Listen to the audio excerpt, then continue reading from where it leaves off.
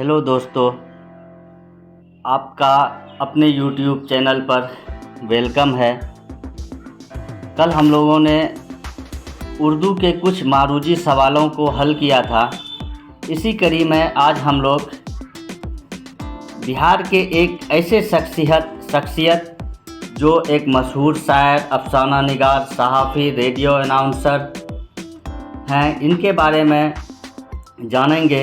इनका एक बहुत ही मशहूर शेर है, पत्थर तो हज़ारों ने मारे थे मुझे लेकिन, पत्थर तो हज़ारों ने मारे थे मुझे लेकिन, जो दिल पे लगा आकर एक दोस्त ने मारा है, जो दिल पे लगा आकर एक दोस्त ने मारा है। ये सोहेल अज़ीमाबादी का एक मशहूर शेर है। आप लोग जान ही गए होंगे। आज हम लोग सोहेल अज़ीमाबादी के बारे में पढ़ेंगे और इससे जुड़े हुए कुछ मारूजी सवालों को भी देखेंगे। तो इसी कड़ी में सबसे पहले हम लोग सोहेल अज़ीमाबादी के ज़िंदगी से जुड़े हुए कुछ पॉइंट्स को पहले देखते हैं, फिर सवालात को हल करेंगे। सोहेल अज़ीमाबादी का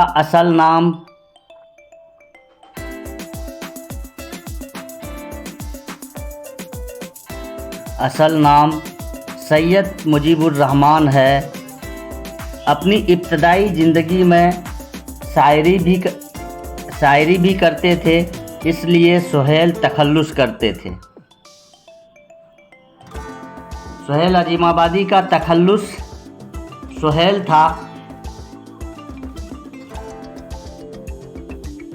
था। तखल्लुस के बारे में हम लोग जानते हैं कि शायर अपने शेर में अंतिम मिसरे में नाम का एक मुख्तलिफ नाम इस्तेमाल करता है, उसे ही तखल्लुस कहा जाता है। सोहेल अज़ीमाबादी की पैदाइश 1911 में पटना में हुई। सोहेल साहब एक ज़मींदार ख़ानदान से ताल्लुक़ रखते थे। किस ख़ानदान से ताल्लुक़ रखते थे? तो ज़मींदार ख़ानदान से। 1 साल की उम्र में वालिदा का इंतकाल हो गया और परवरिश नानिहाल में हुई। इनका परवरिश कहाँ हुई? नानिहाल में। यानी 1 वर्ष जब इनका उम्र मात्र 1 साल का था तो इनके वालिदा यानी माँ का इंतकाल हो गया और इनकी परवरिश नानिहाल में हुई। एक मुअल्लिम की सरपरस्ती में वहीं इब्तदाई तालीम व तरबियत हासिल हुई।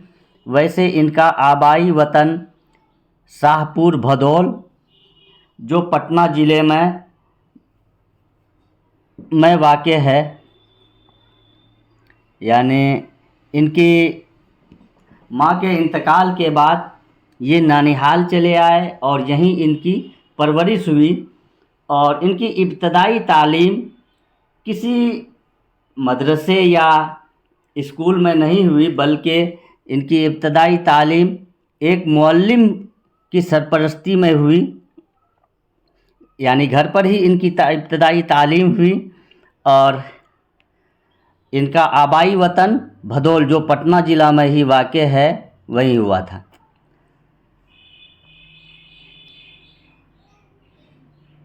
अफ्तन व तबा की वजह से आला तालीम हासिल नहीं कर सके।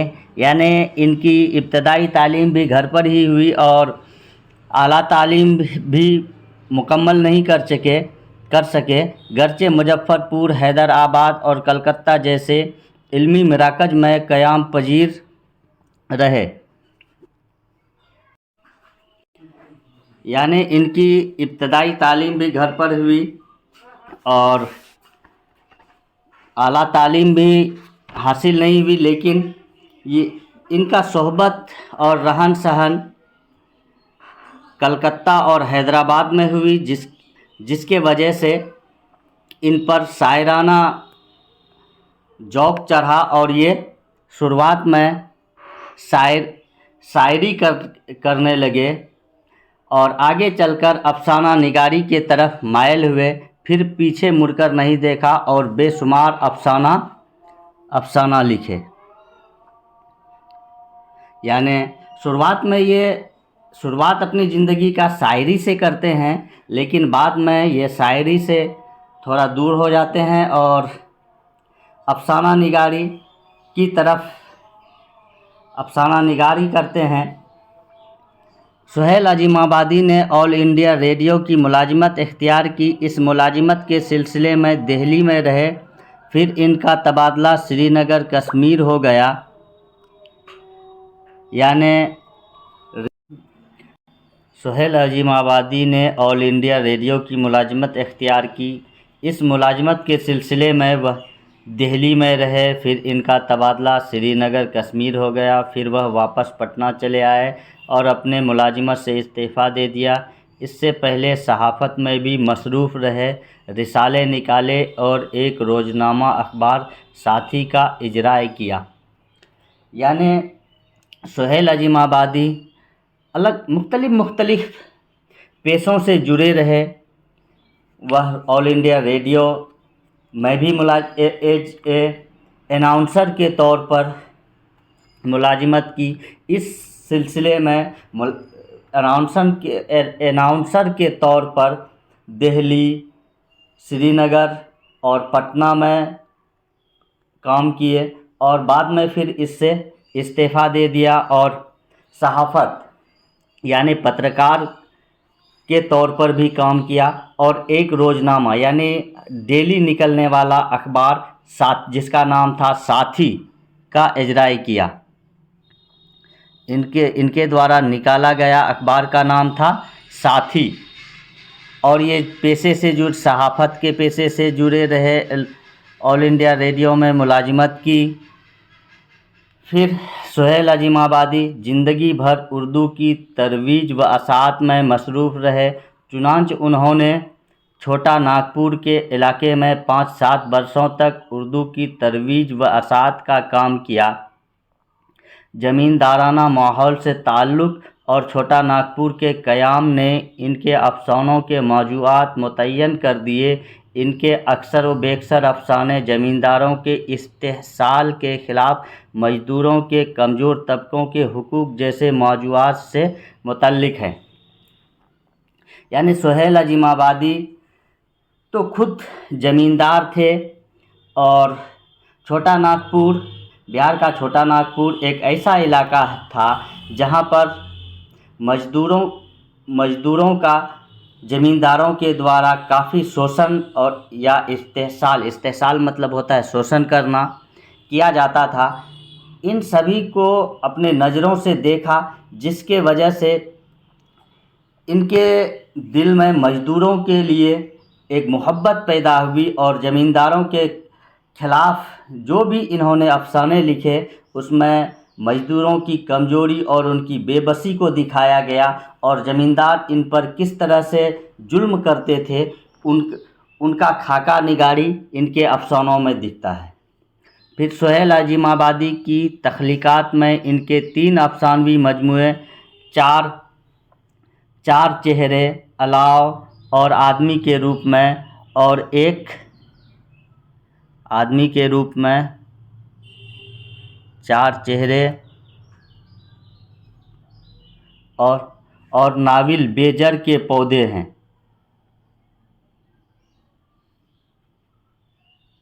बेजर के पौधे हैं यानी इनके चार मजमूए कौन से हैं? 3 अफसानी मजमूए कौन से हैं? 4 चेहरे, 4 चेहरे, अलाव, 4 चेहरे, अलाव और आदमी के रूप में और एक नाविल पौधे, बेजर के पौधे। इनका नाविल का नाम है बेजर के पौधे।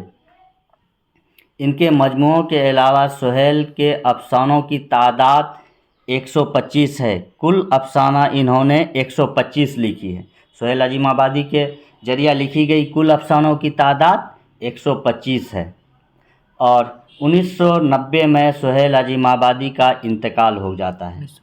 1980 में। सोहेल अजीम आबादी का इंतकाल कब होता है? 1980 में। हमसे पूछा जा सकता है कि सोहेल अजीम आबादी के कितने अफसानवी मजमूए हैं? तो 3 हैं, चार चेहरे, अलाव और आदमी के रूप।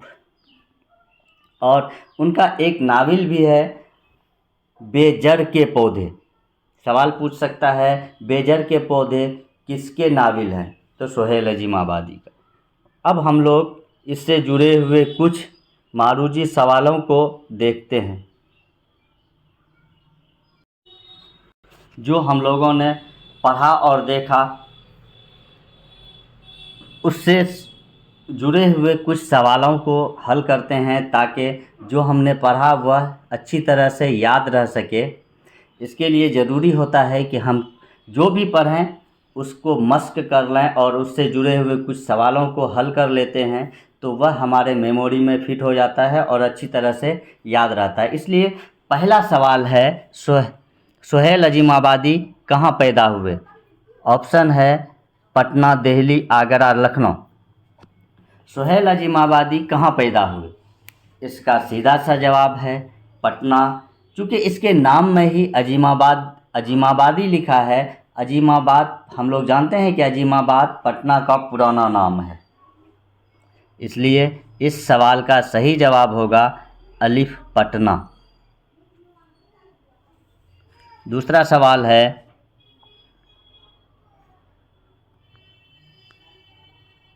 सवाल नंबर 2, सोहेल अजीम आबादी के बचपन का नाम क्या था? अजीमुद्दीन, मोहम्मद हसन, मुजीबुर रहमान, इनमें से कोई नहीं। तो इस सवाल का सही जवाब होगा मुजीबुर रहमान। इनके बचपन का नाम मुजीबुर रहमान था। सोहेल अजीम आबादी के बचपन का नाम मुजीबुर रहमान। सवाल नंबर 3, सोहेल अजीम आबादी के अफसानों के पहले मजमूए का नाम क्या था? चार चेहरे, अलाव, आदमी के रूप, इनमें से कोई नहीं। तो चार चेहरे, अलाव, आदमी के रूप, ये तीनों ही अफसाने सोहेल अजीम आबादी के ही लिखे हुए हैं, लेकिन इसमें हमसे पूछा जा रहा है कि सबसे पहला अफसाना कौन सा है? तो इसका जवाब होगा चार चेहरे। चूँकि इनके जरिए सबसे पहले चार चेहरे अफसानों का मजमुआ शाये हुआ था, इसलिए इसका जवाब होगा अलिफ, चार चेहरे। अगला सवाल है, सवाल नंबर 4, सोहेल अजीम आबादी की पैदाइश कब हुई? 1914, 1915, 1911, 2011। ऑप्शन में यदि हम लोग देखते हैं तो 2011 ये तो किसी तरह से भी काबिल कबूल नहीं हो सकता है। इसलिए यदि 3 ऑप्शन को देखें तो ये बहुत करीबी मामला होता है, लेकिन हम लोगों ने चूँकि पढ़ रखा है इसलिए इसका हम लोगों ने पढ़ा था कि सोहेल अजीम आबादी का जन्म 1911 ईस्वी में हुआ था, इसलिए इसका सही जवाब हो जाएगा जीम, 1911। आप लोगों में से जिन लोगों ने भी सही से ऊपर पढ़ा होगा तो उसके लिए इन सवालों को बनाना बड़ा आसान होगा। अगला सवाल है, सवाल नंबर 5, सोहेल अजीम आबादी की परवरिश कहाँ हुई? नानेहाल में, घर पर, मदरसा में, स्कूल में। हम लोगों ने अभी उसके जब बायोग्राफी को पढ़ रहे थे तो हम लोगों ने पढ़ा था कि उनके वालिदा का इंतकाल सिर्फ 1 साल की उम्र में हो गया था, इसलिए एक उस छोटे से बच्चे मुजीबुर रहमान को उनके नानिहाल वालों ने अपने यहाँ ले आया और नानिहाल में ही उसकी परवरिश हुई थी। तो इसलिए इस सवाल का सही जवाब होगा नानिहाल, अलिफ, नानिहाल। अगला सवाल है, सवाल नंबर 6, सोहेल अजीम आबादी की आबाई वतन कौन सा है? मुंगेर, लखनऊ, भदोल, आगरा। आबाई वतन यानी जहाँ इनके बाप दादा का घर होता है उसे ही हम लोग आबाई वतन कहते हैं। हालांकि ये पटना में ही पड़ता है, भदोल एक जगह है भदोल, वहीं इनका आबाई वतन है। इनके बाप दादा का आबाई वतन भदोल, पटना है।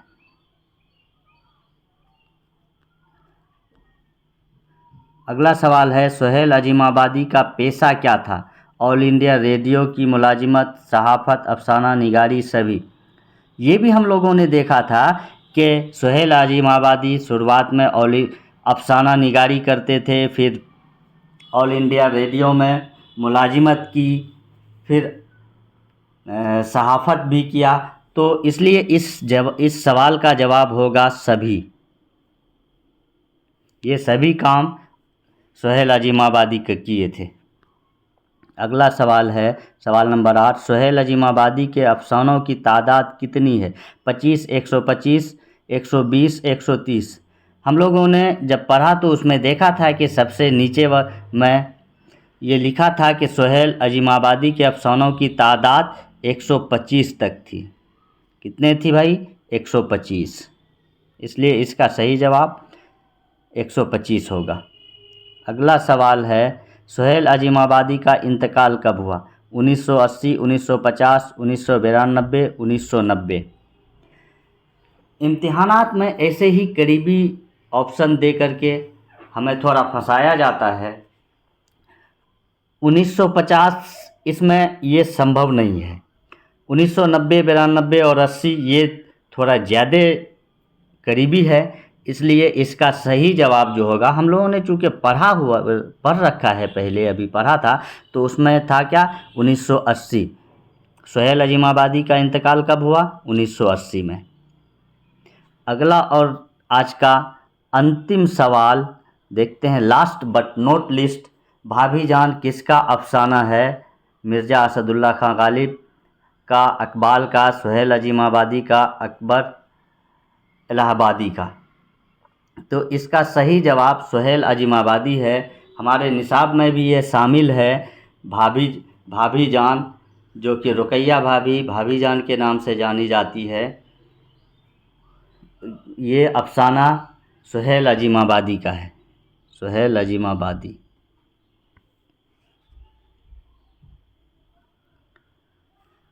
आज हम लोगों ने इस 10 सवालों को देखा और आगे भी हम लोग दूसरे वीडियो लेकर आएंगे।